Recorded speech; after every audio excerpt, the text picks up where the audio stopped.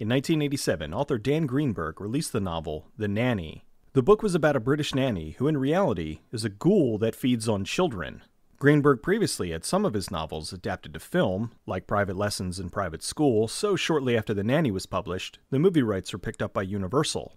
Fresh off the success of Evil Dead 2, Sam Raimi was becoming a very sought-after horror director and was offered the job for The Nanny. Greenberg had written the first draft of the screenplay. While the studio liked it, they didn't love it. They hired Stephen Volk, an up-and-coming horror writer, to do a rewrite.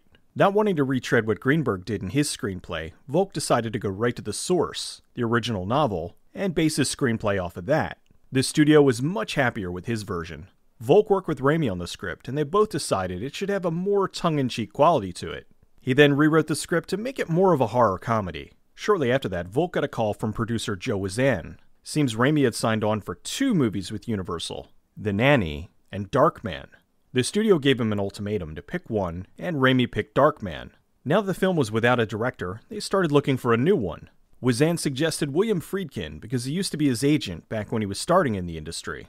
Friedkin was going through a rough period. His last 2 films, Deal of the Century and To Live and Die in LA, both underperformed, and his most recent film, Rampage, was shelved when the studio went out of business. Wazan sent Friedkin the script, and he didn't like it. Even though he's directed what is often listed as the scariest movie ever made, The Exorcist, he doesn't like to direct horror movies. Friedkin did, however, like the basic idea for the film because it hit close to home. Years earlier, he had dealt with a nanny who had put his son's life in danger, so the script reminded him of how helpless he felt during that time. Friedkin agreed to direct, and the studio sent Volk to Los Angeles to work with him on the script. Originally, it was planned to take about 2 weeks. He was out there for 12. Volk had based the character of the nanny on Lilith, the first wife of Adam. She was a baby-stealing demon from Jewish mythology. Friedkin didn't want any religious aspects in the film, so the angle was dropped. He wanted the film to be an adult fairy tale, a contemporary Grimm's fairy tale about an ancient evil living in the suburbs in current times. As the script began to take shape, they added more magical and fairy tale elements. After working on the script for weeks and not liking the direction it was going, Volk asked Friedkin, "Wouldn't this be better if we just got rid of the supernatural?"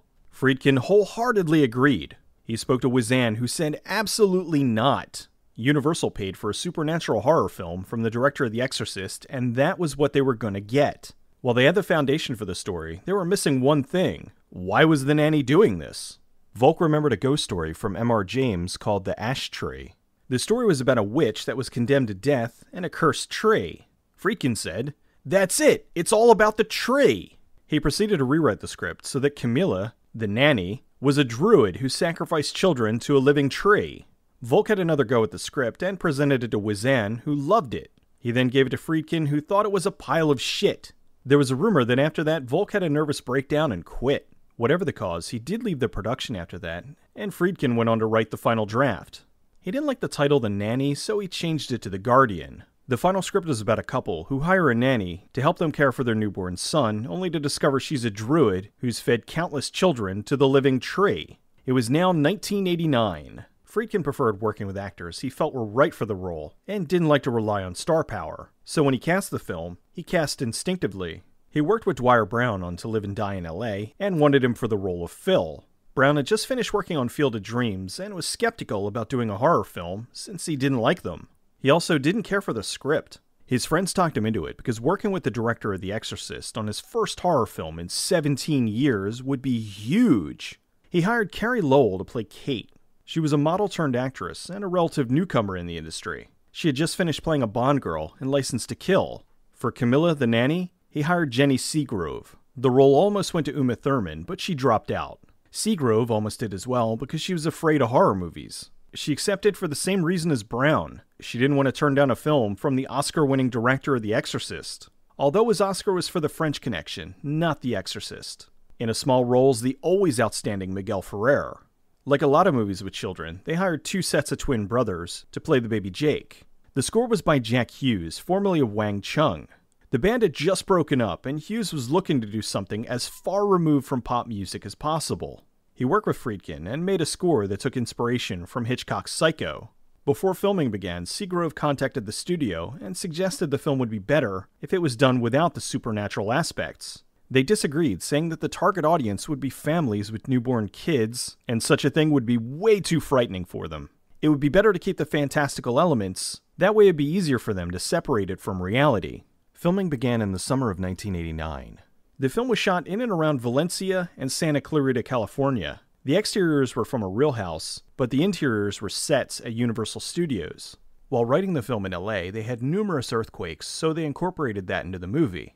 Friedkin wanted as many effects as possible to be done in camera. He also made sure to have real wolves and owls rather than animatronics. Matt Mungle was hired to be the makeup effects artist. He was in charge of, amongst other things, designing the look of Camilla. His first design was to straight up make her look like wood. Friedkin hated it, wanted her to look more human. Mungle scaled it back, but he still wasn't happy. More human!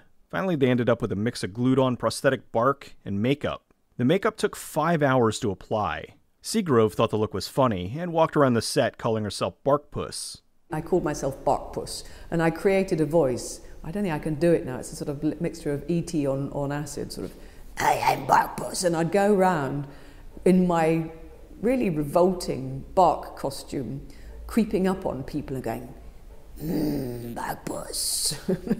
It was great fun. I enjoyed it. The design team built this giant tree and loaded it with plastic tubing filled with fake blood. The tubes were air pressurized, so they'd spray blood violently when cut.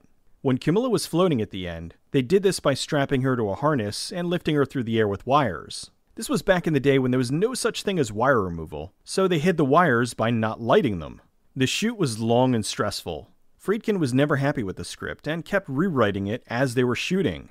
This was difficult on the actors because they had to learn new lines, and the effects team because creating the props was not something that could be done quickly. The movie was screened at Universal for the cast and executives. The producers were excited to see Friedkin's return to horror after all these years. Halfway through the film, the audience was restless. By the end, they were disappointed. This was not the movie they had hoped for. The film was submitted to the MPAA, and despite some ridiculously gory moments, they gave it an R rating without suggesting anything to be cut. The movie opened on April 27, 1990, in third place with $5.5 million, and went on to make a little over $17 million in its theatrical run. Critic Roger Ebert listed this as one of his most hated films of all time. 2 years later, in 1992, The Hand That Rocks the Cradle is released, and is a sleeper hit, making over $88 million. The movie was about a nanny that was hired by a couple to help them with their newborn son, who she was planning to abduct. Seagrove called her contact at the studio, who simply told her that she was right.